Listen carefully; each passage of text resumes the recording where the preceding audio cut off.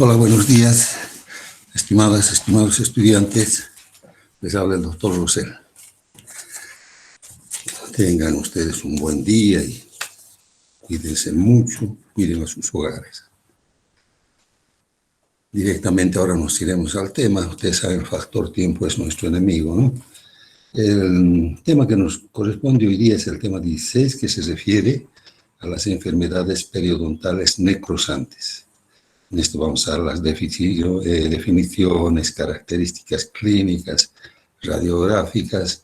Vamos a ver la gingivitis necrosante, la periodontitis necrosante, la estomatitis necrosante, su etiología, su diagnóstico y su tratamiento. Entonces, sin mayores preámbulos, nos iremos ya al tema. Entonces, ustedes pueden ver acá las infecciones gingivales. Principalmente tenemos acá lo que se ha llamado muy comúnmente laguna, y en su momento ha tenido varios otros nombres sinónimos por las circunstancias en las que se ha contraído esta enfermedad. Como dice aquí, es una enfermedad microbiana. Más que todo, ustedes saben, en esta enfermedad, como su nombre dice, es aguda. Se subclasifica como subaguda, luego que esta gingivitis va avanzando, progresando, y llega ya a una periodontitis igual, úlcera. ¿Por qué se dice ulcerativa? Porque la presencia de úlceras es una otra característica fundamental. Entonces, cuando la laguna avanza, va una, y luego de ahí va la estomatitis, también igual, y finalmente, lamentablemente, desencadena una situación maligna que, por gracia, puede tener desenlaces fatales. Los antecedentes era de aparición repentina después de enfermedades debilitantes. O sea, cuando el paciente presentaba alguna enfermedad debilitante, inmediatamente se presentaba esta afección repentinamente. Y los pacientes con cambios de hábitos de vida. Por decir, un ejemplo muy clásico en esto es cuando los soldados iban a la guerra, había cambio total de sus hábitos de vida. Y ahí lo que sucedía era que tenían un trabajo prolongado sin descanso, no descansaban bien, una malnutrición, algunos usaban el tabaco, y lo peor era el estrés psicológico, que es lo que más predispone a esta afección. Ahí pueden ver los antecedentes históricos. Ustedes están viendo los antecedentes históricos ya desde 400 a.C., los soldados griegos en su retirada de Persia ya referían la presencia de esta enfermedad, las ulceraciones, olor en la boca, etc., ¿no? Luego ya posterior a la situación de nuestro Señor, en el 1778, Gunther realizó la primera diferenciación de una, diferenciada de la periodontoclasia de aquellas veces, el escorbuto, etc., y acá señalaba la existencia de las úlceras, que es lo que más resalta en esta enfermedad y lo que ocasiona la sintomatología respectiva. En 1886 ya describe Hirsch las características clínicas de esta guna. Los antecedentes Bansant y Cloud en 1894, igualmente ya realizaron los estudios, demostraron la presencia de un complejo fuso espiroquetal, que se lo tiene hasta ahora, en el siglo XX. De ahí se le denominó la enfermedad de Bansant. En 1906, este otro autor igualmente casi tienen la papila interdental. Inicialmente es esta la que es afectada a las papilas interdentales. Entonces, la gingivitis ulceronecrosante aguda, que se llamaba antes, también queda como boca de las trincheras, por lo que les decía, los soldados en la guerra siempre, el estrés prevalente en estas personas hacía que adolezcan de esta enfermedad. Su predisposición a esta enfermedad, y por supuesto ya era un factor de riesgo. Otro factor de riesgo ya en el siglo XX se asocia principalmente al SIDA. ¿Qué es la definición? Entonces, es una enfermedad gingival inflamatoria dolorosa, infecciosa, diríamos, dolorosa, rápidamente destructiva. Como están viendo ustedes en estas imágenes, esto ya son procesos avanzados. Vamos a ver más adelante cómo se inicia, cómo se puede detectar precozmente para su tratamiento inmediato. Se caracteriza por las úlceras necróticas.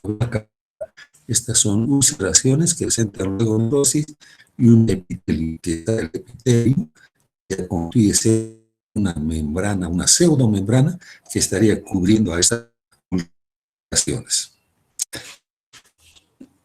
De las papas, por supuesto, ya posteriormente abarca al margen gingival, y lo que sí se presenta es el sangrado espontáneo, la halitosis y a veces las linfoadenopatías. No siempre, pero puede presentarse principalmente las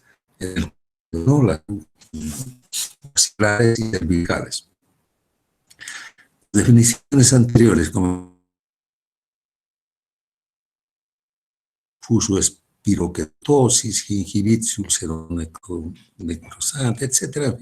Todas estas definiciones que las daban anteriormente. La epidemiología, la mayoría de los casos se presenta en adolescentes y adultos jóvenes, especialmente entre los 15 y 30 años. O sea que esa es la edad más susceptible para contraer esta enfermedad.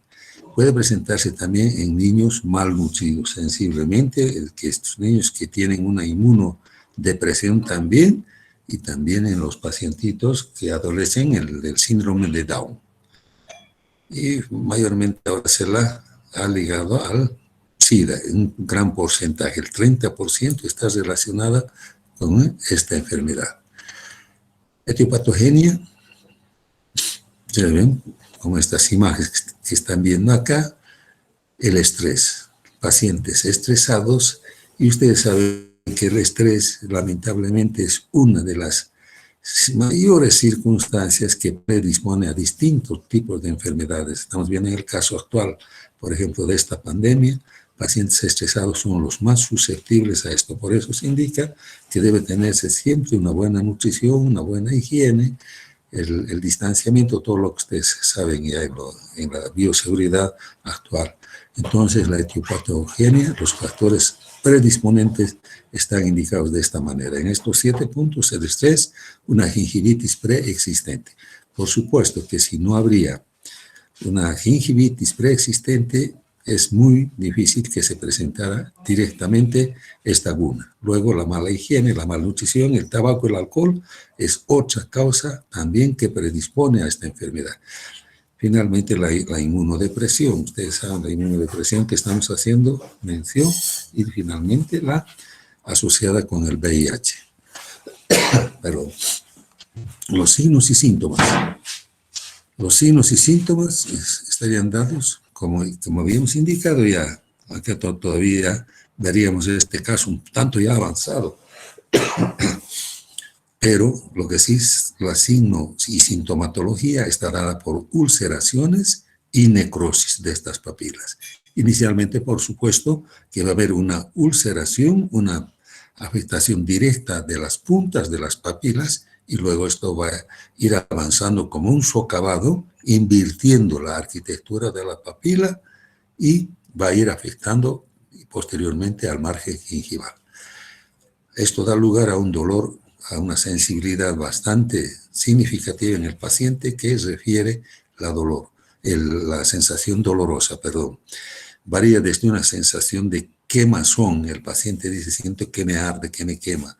Hay hasta un dolor intenso que se incrementa cuando ingiere alimentos condimentados, picantes, dulces inclusive, y peor, calientes.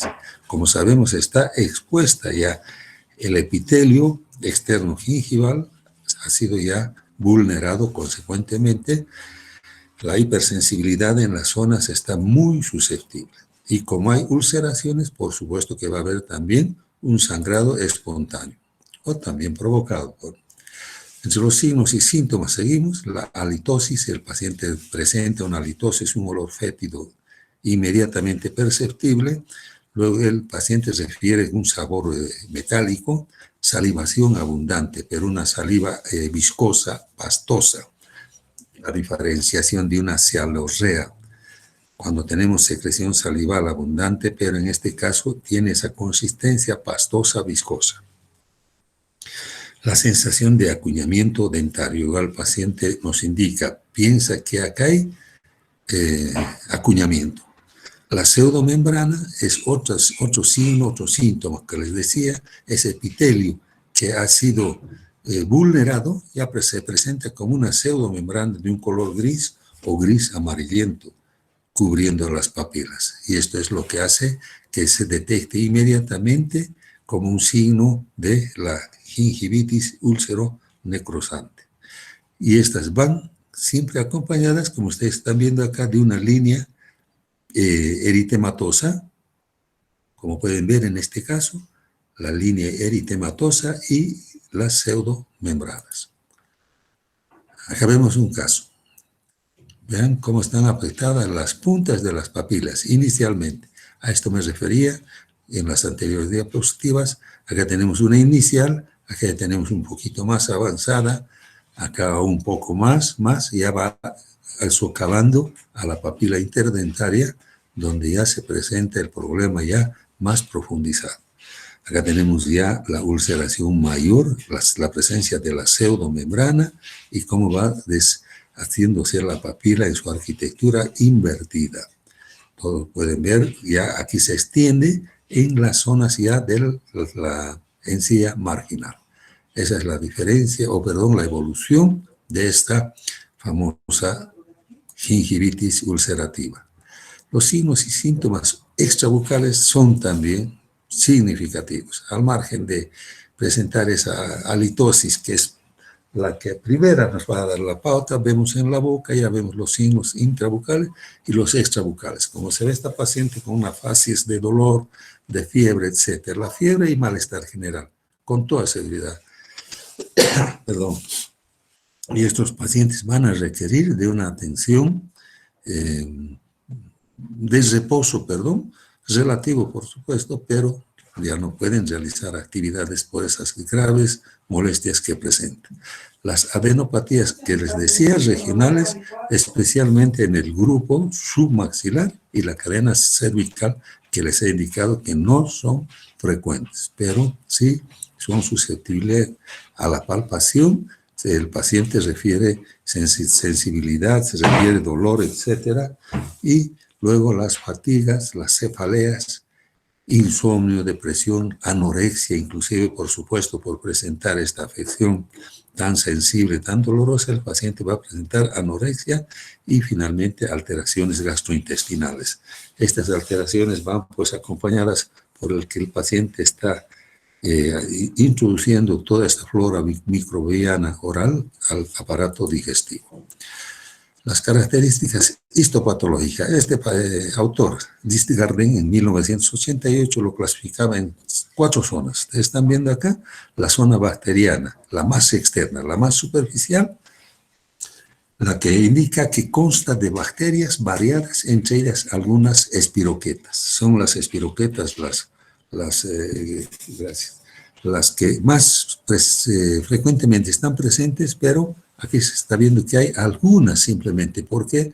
Porque estas espiroquetas, como van a ver más acá, en la zona 2, ya que es la inmediatamente a la superficial, se presenta ya con bacterias entre ellas leucocitos, incluyendo muchas espiroquetas. Acá ya tenemos más espiroquetas, o sea, más internamente de la cara superficial a la profundidad, más espiroquetas y de varias clases. Ustedes saben, las espiroquetas son también otras bacterias, no estamos hablando de virus. Luego, la zona necrótica más profunda consta de células de tejidos desintegrados. O sea, aquí ya estaríamos hablando que esta zona más profunda ya tiene tejidos desintegrados, por supuesto, los que han sido externamente ya desechos, perdón el término, ya profundamente entrando, encontramos que estos tejidos ya están desintegrados, hay material fibrilar, restos de fibras colágenas y numerosas espiroquetas. como pueden ver ustedes. Entonces, las espiroquetas son las que se están introduciendo más profundamente, socavando el tejido blando. Finalmente, la zona 4 de infiltración espiroquetal. Es ya, como estamos viendo acá, infiltración. Acá ya no hay tanta, pero comprende tejido bien preservado. O sea, esta zona aún todavía el tejido se está defendiendo, pero hay infiltración de espiroquetas intermedias y grandes sin otros gérmenes. Esas son las 4 zonas características histopatológicas. Acá podemos ver en una inflamación gingival marginal, haciendo relación con una infección aguda, ulcerosa necrosante. Entonces acá vamos a ver los factores locales, la flora inespecífica. Igual que en este caso, una flora inespecífica, la flora constante. Ahora, en esta de la crónica, de la gingivitis marginal, es también un factor de riesgo el tabaco, a lo que no estamos viendo en este caso, porque este paciente ya es imposible que fume, ya le provoca mucho más dolor. Acá tenemos 0,2 de temperatura, su incremento no es tan significativo como en este caso, que la temperatura hemos indicado que es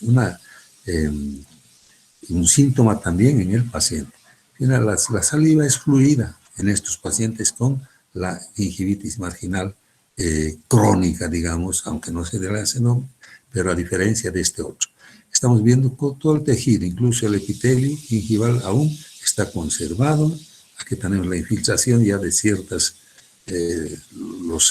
la microflora que está ocasionando la afección. Y acá tenemos ya la destrucción del tejido gingival. Estamos viendo cómo ya se ha deshecho esa papila, la punta de la papila ha ido avanzando, se ha deshecho la papila, pero todavía está en el margen, en el límite amelocementario, o sea, estaría constituyéndose todavía en una gingivitis.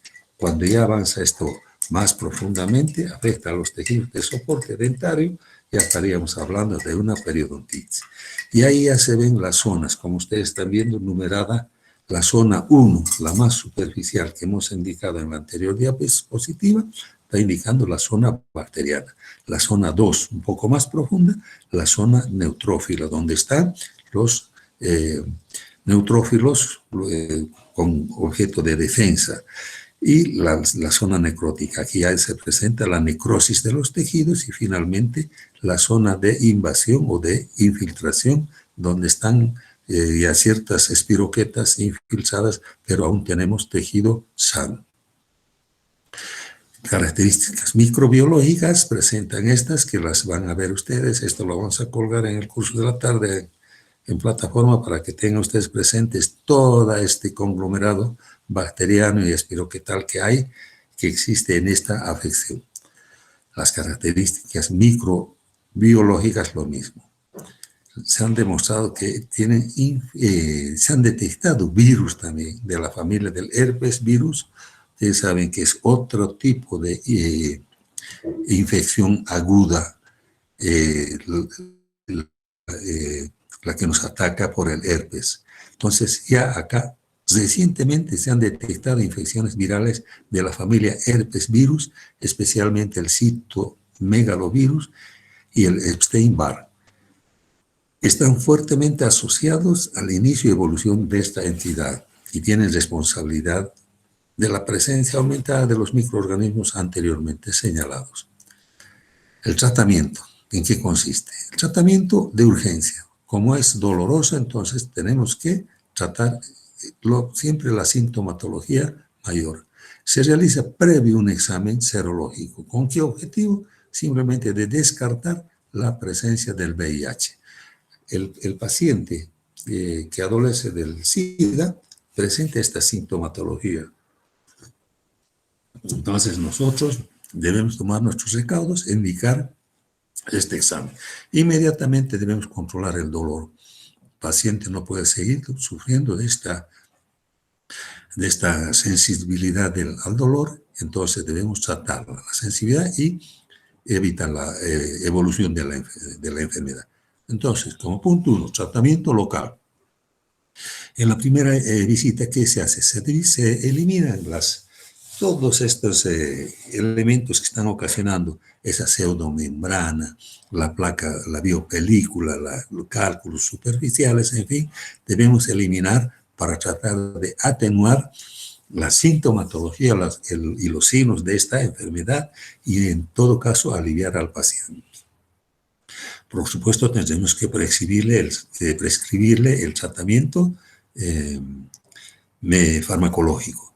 En este caso, como ustedes están viendo acá, lo que se debe hacer es siempre superficialmente la microflora, la biopelícula, eliminar las pseudomembranas, etcétera, para aliviar estos tejidos que están inmediatamente ubicados, de tal manera que vaya atenuándose este proceso inflamatorio agudo. Entonces, de tal manera que el paciente mejore, no podemos también tratar siempre con anestesia superficial, térmica, nosotros para poder eliminar estas cosas. Entonces, ¿qué se le indica? Que los enjuagues, como ahora utilizamos tanto la clorhexidina al 0,12%, unas 2 veces al día. 2 veces al día se indica porque la clorhexidina tiene el poder de la sustantividad que se adhiere a la película adquirida durante 12 horas. Por eso es suficiente con 12 o 2 enjuagues al día durante 1 minuto en boca. También se utiliza el peróxido de hidrógeno al 3%, y se debe utilizar para el desbridamiento de las áreas necróticas, donde tenemos estas zonas. Pero en esta primera visita no podemos tocar esto por la hipersensibilidad del paciente.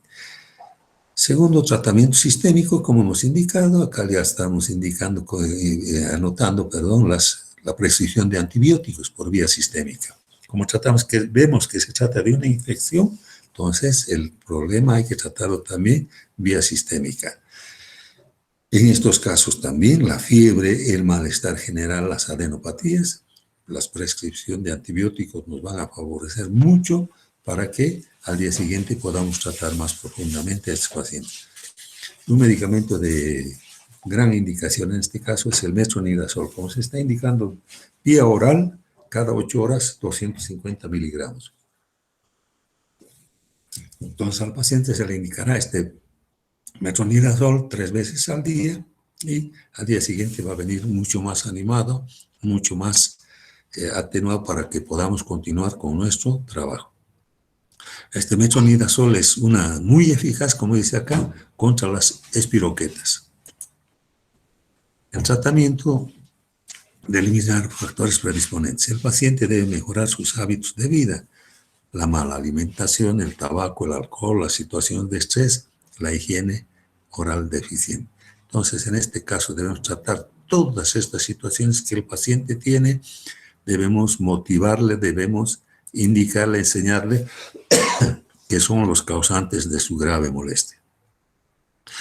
Corrección quirúrgica de deformidades tisulares. Posteriormente ya se podrán hacer, si es que es necesario, una gingivectomía, alguna cirugía de colgajo, pero eso lo haremos y cuando ya el paciente esté completamente rehabilitado de esa enfermedad y poder recién realizar el tratamiento quirúrgico. Luego el mantenimiento. Estos pacientes debemos indicarles una una visita periódica. Primero lo vemos, por supuesto, el primer día, el segundo día, el tercer día, tal vez el cuarto día, y ahí le indicaremos que debemos verlos con intervalos ya cada 3 días, cada semana, etcétera, hasta que veamos que la boca haya regenerado completamente. Ya estamos viendo la afección, luego del tratamiento, la recuperación, lo que al paciente le mostraremos esto con lo que tiene.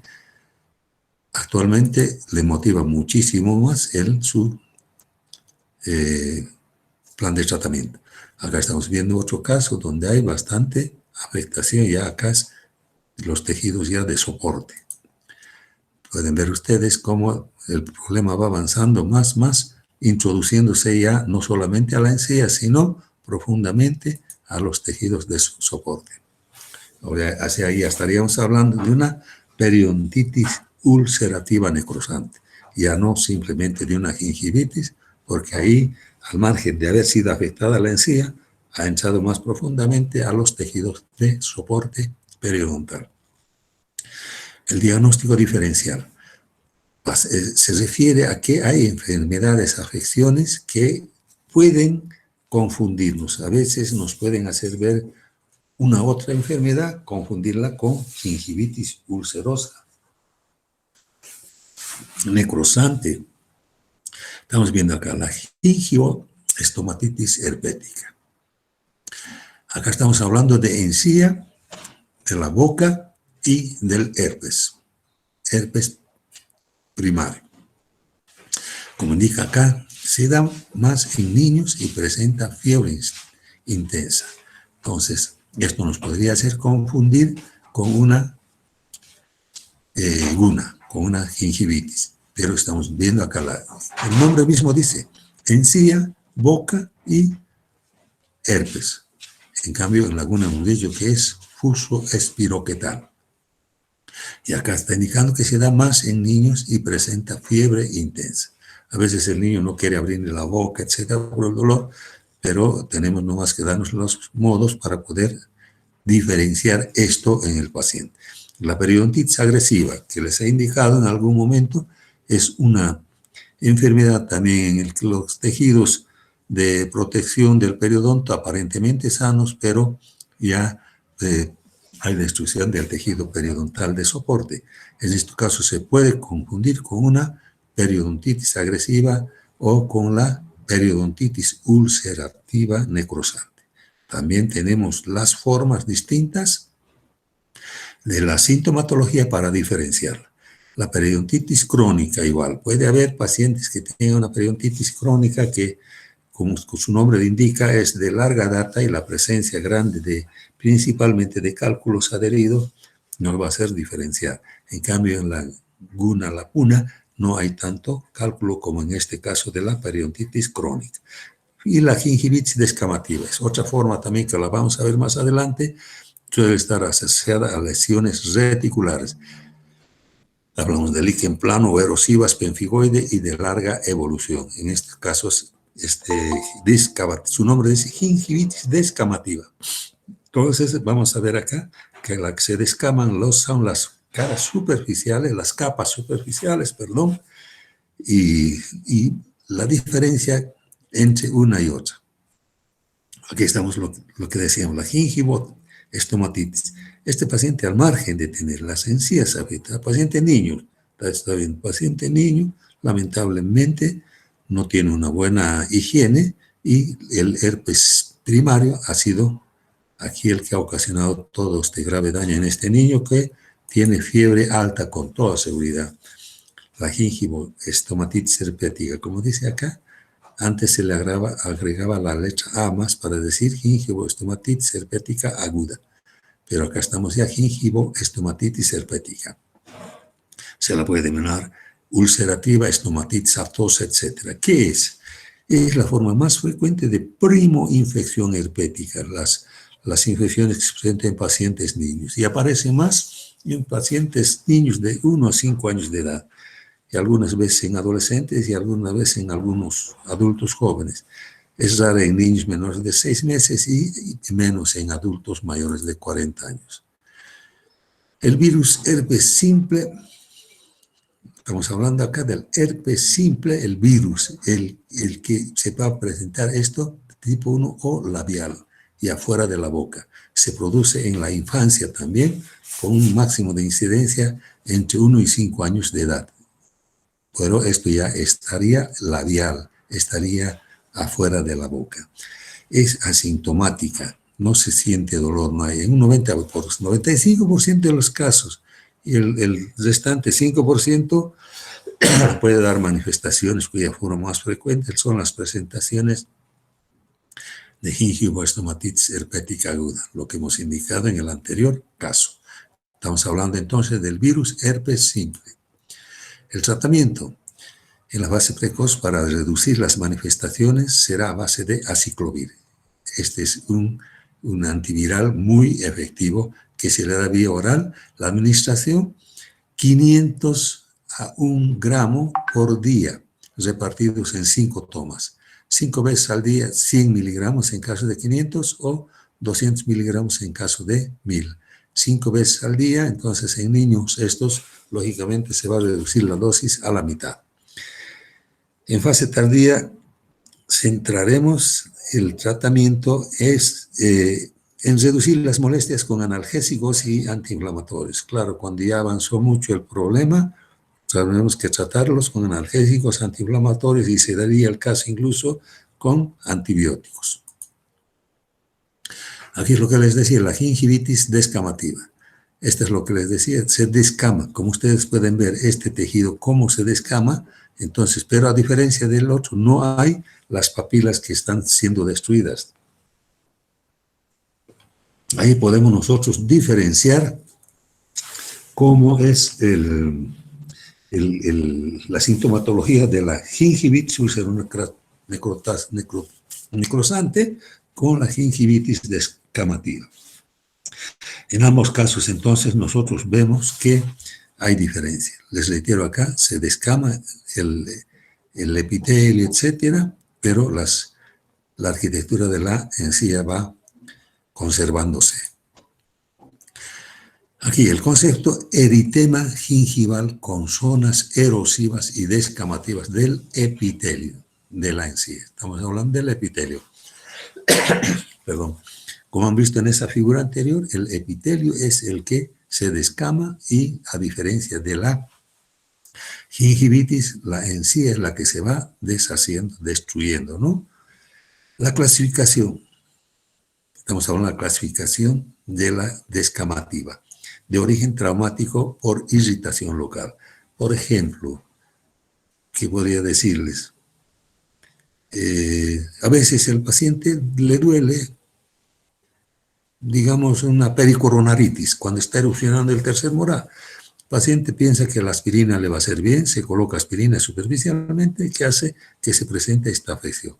Descama el epitelio.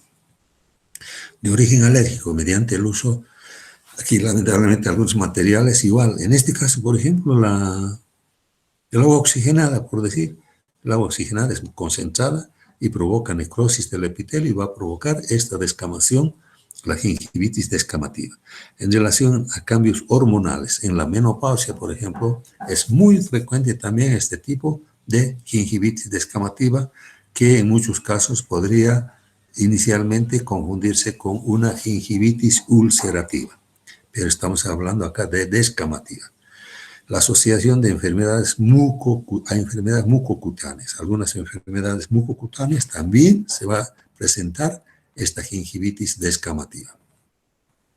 Ahí pueden ver el caso que hemos visto anteriormente, se descamó totalmente el epitelio en esta parte de la encía y en estos otros casos estamos viendo que ya se está produciendo. Acá podemos nosotros ver que las papilas, no hay destrucción de papilas, pero notamos que ya el epitelio está empezando a descamar y podríamos confundir con una gingivitis ulcerativa.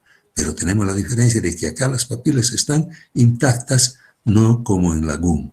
En la GUM hay la destrucción de estas papilas, en cambio en esta descamativa no hay, se está conservando tanto, a tal manera que al decir, perdón, vemos esto como ya tan severa esta descamación, sin embargo, la papila está conservada. Entonces, eso debemos diferenciar para no confundir con la ulcerativa necrosante. El tratamiento de la descamativa. No existe tratamiento curativo. Lamentablemente no podemos reponer ese epitelio descamado.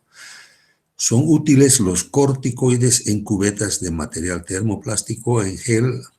En fin, estas cosas, las corticoides también se han tratado de utilizar en cubetitas, colocando como cuando se han debido tal vez ver en los niños, cuando se coloca el flúor para las piecitas dentarias, más o menos esa forma tiene la colocación de estas cubetas, pero acá en este caso con corticoides, pero que prácticamente tampoco ha dado muy buen resultado, atenúa algo sí, pero no. Los corticoides sistémicos en casos graves, ya cuando el caso está muy avanzado se puede usar los corticoides sistémicos.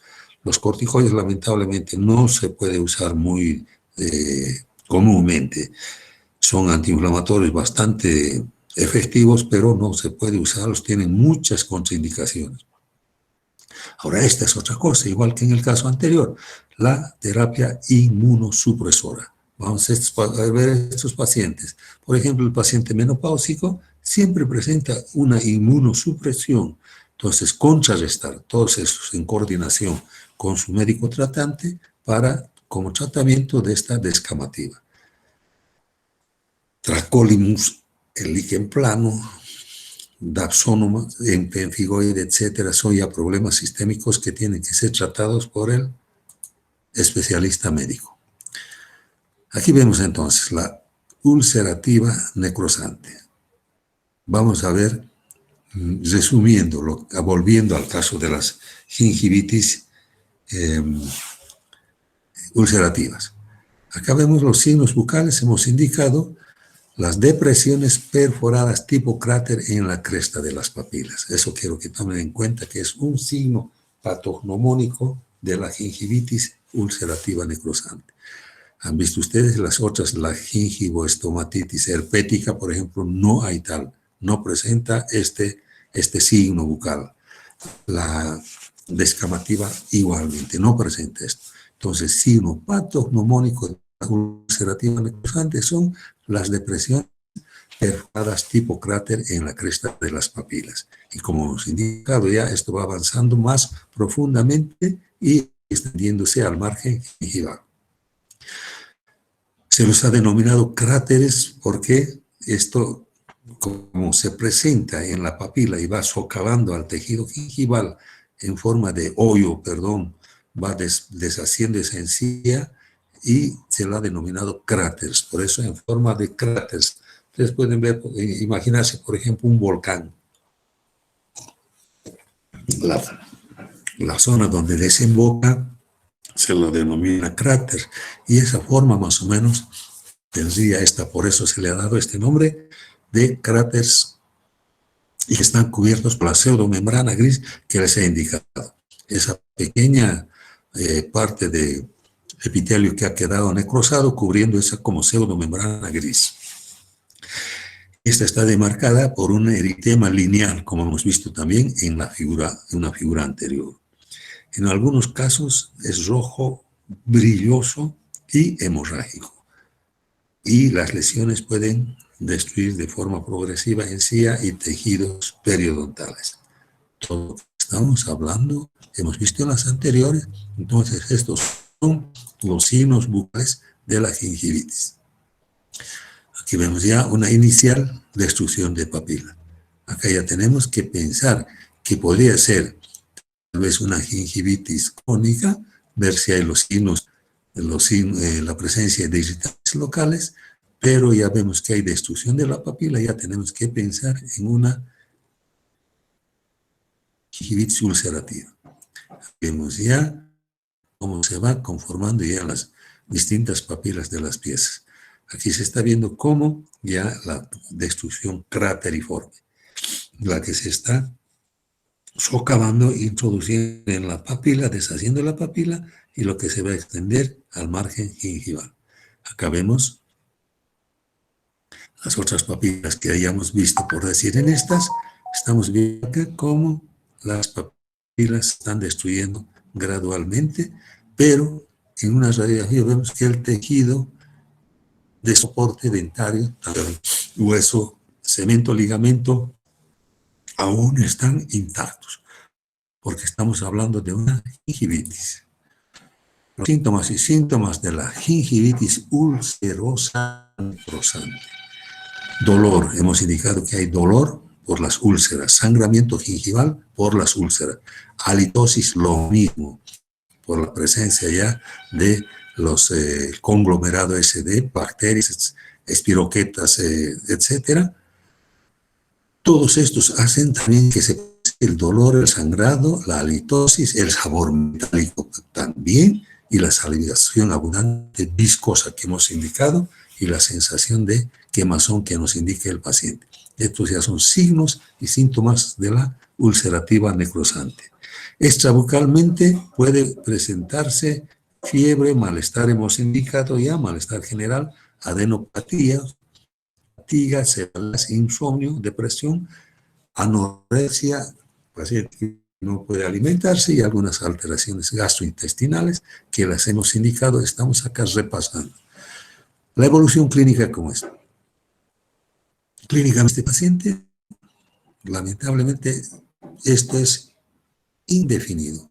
Si no se trata, si no se interviene, esto va a ser de avance indefinido. Entonces, ¿qué sucede? Si no se la trata, la gingivitis ulcerativa necrosante va a transformar en periodontitis ulcerativa. Y esta periodontitis ulcerativa se va a transformar en estomatitis necrosante. Entonces, afecta a la encía, afecta al tejido periodontal y luego afecta a toda la boca. La necrosante se extiende ya como estomatitis necrosante a la boca. Y finalmente esto va a desencadenar en el noma, que es una ya afección mucho más avanzada y acá se ausenta el problema ya maligno que va a concluir en el cáncer oral. Y esto ya va a salir incluso a la pared externa, al epitelio de las mejillas, etcétera, que ya es de tratamiento mucho más complejo y de mucho riesgo de la vida del paciente. Este paciente, Pivot y colaboradores, lo clasificaba estas etapas de la evolución de la gingivitis, lo clasificaba. Afectación solo de la punta de la papila, inicialmente solo de la punta de la papila. En la B, extensión de la anormalidad a la vía marginal y ahuecamiento de las papilas, lo que hemos indicado. La papila afectada en la A, la papila se ahueca más profundamente y se extiende al margen gingival. Luego lesión también de la encía marginal, ya va avanzando ya en forma franca y finalmente ya se puede producir la exposición de hueso. Según este autor, esos son los 4 pasos de la evolución clínica de la gingivitis. Aquí estamos viendo nuevamente casos en los que ya vemos acá ya las periodontitis. Acá ya no hay gingivitis simplemente, sino ya está afectado el tejido periodontal de soporte. Acá vemos igual, en este caso ya estamos viendo una destrucción de esa papila mucho más significativa, la periodontitis ulcerativa, más profundamente ubicada, como ven en esta, con mayor agrandamiento, claramente cómo se ha deshecho toda esta papila interdentaria, avanzado al margen, se ha introducido más profundamente a la periodontitis. Estos otros autores, Horn y Cohen, lo clasifican en 7 etapas. También acá la primera etapa, que es la que tiene más porcentaje, es la necrosis de la punta de la papila interdentaria. Entonces, lo que llamamos inicialmente la gingivitis es la primera etapa, la necrosis de la punta. En la segunda etapa ya dicen que esta necrosis de toda la papila avanza afectando ya toda la papila en un porcentaje ya de 19%. ¿Por qué disminuye esto? No porque el paciente esté muy nutrido, bastante respaldado en su aspecto inmunológico, etcétera, sino lo que sucede en este caso ya, la sensibilidad de dolor, etcétera, hace que el paciente acuda a tratamiento y el tratamiento hace que disminuya esto a un 19%. Luego la etapa 3, necrosis, que se extiende hasta el margen gingival. Ya afecta de las papilas, de punta de la papila, toda la papila, margen gingival. En la 4, necrosis, avanza también a la encía insertada. Ya está yendo esta necrosis ya no solamente a la encía marginal o libre, sino ya estamos hablando de la encía insertada. En el 5, esto ya se propaga a la encía vestibular. O sea, en la etapa 5 ya estaría afectada ya una estomatitis, la encía vestibular. En la etapa 6, la necrosis se expone al hueso ya. Tanto ha sido así que el tejido blando se ha llegado a deshacer, perdón el término, y que se presenta la exposición del hueso alveolar. Claro, es un porcentaje bajo porque el paciente ya no puede soportar tanto, entonces se reduce a 1%. Y finalmente la necrosis que perfora la piel de la mejilla. Se le da un 0%, pero hay pacientes que se llega a estos extremos por X o Z razones que también lo vamos a mencionar adelante.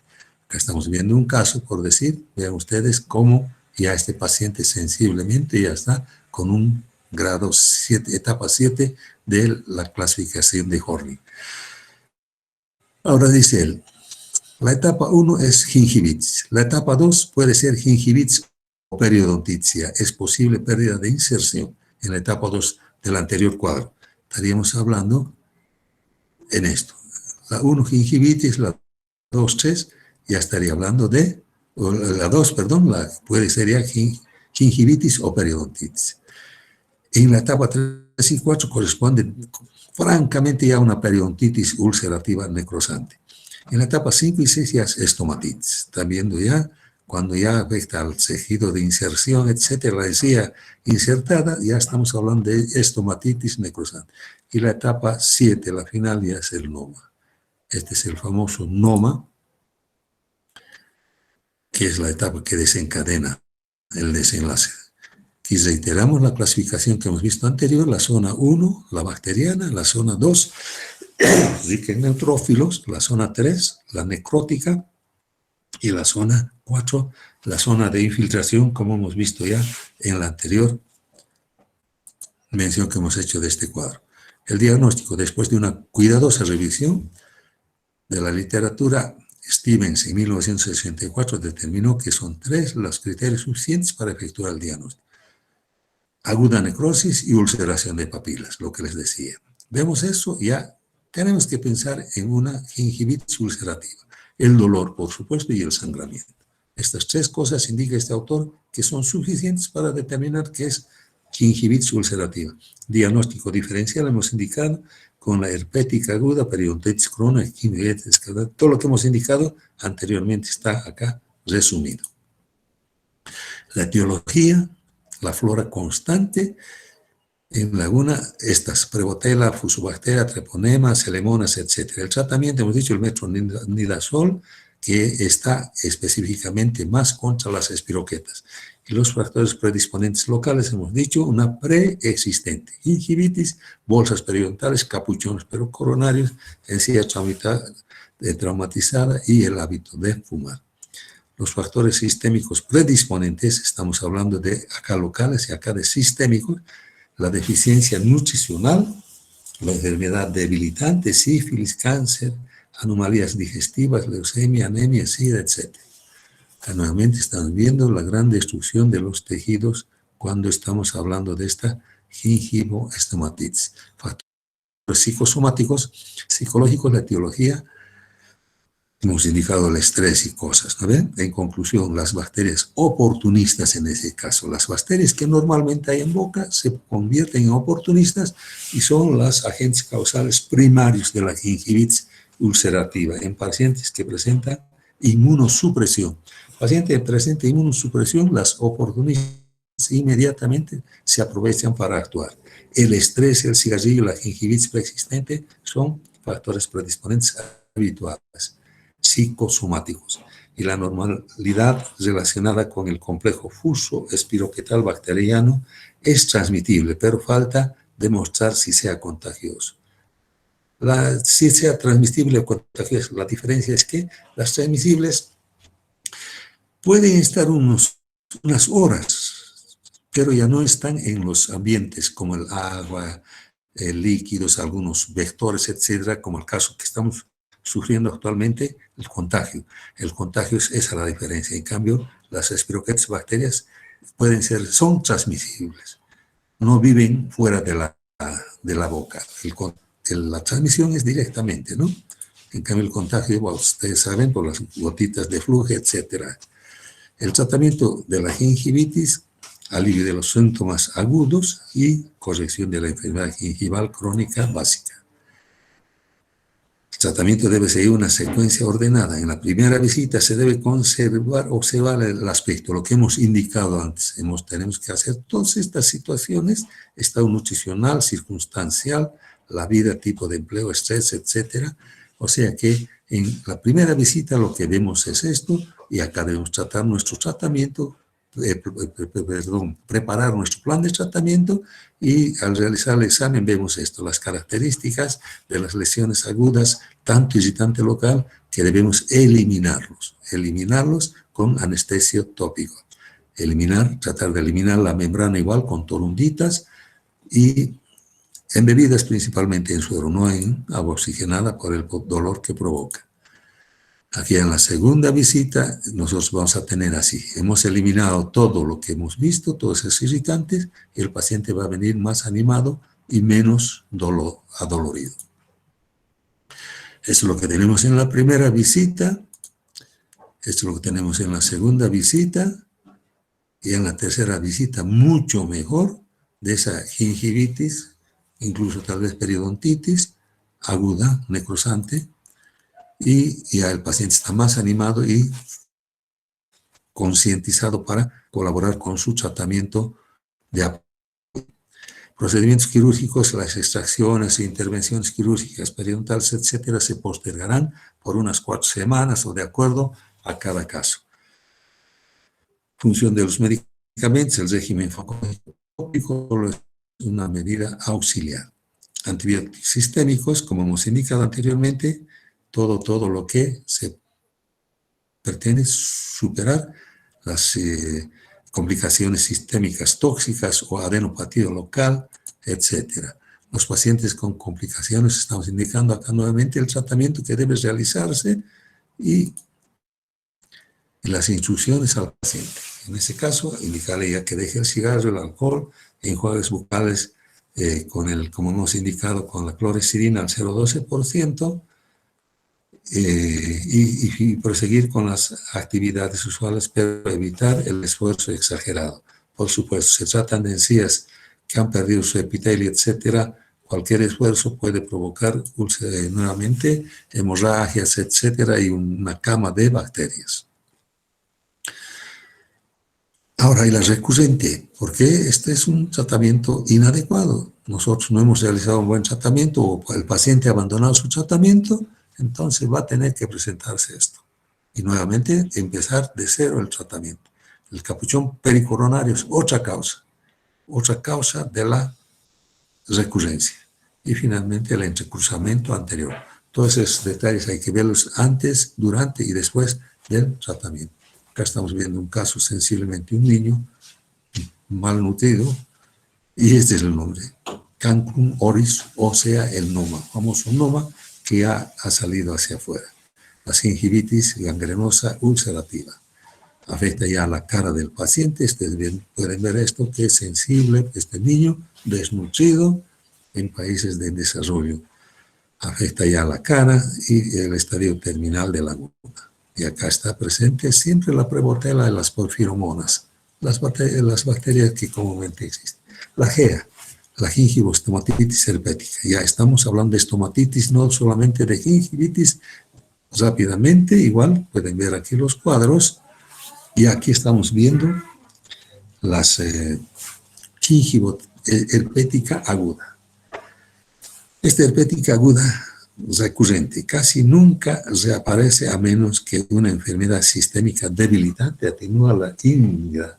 Es por eso que en estos pacientes hay que levantarles siempre el ánimo en cuanto a su alimentación.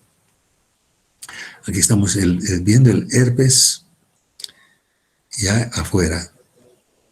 No estamos hablando de gingivitis ulcerativa. Estamos hablando acá de gingivoestomatitis herpética ya labial.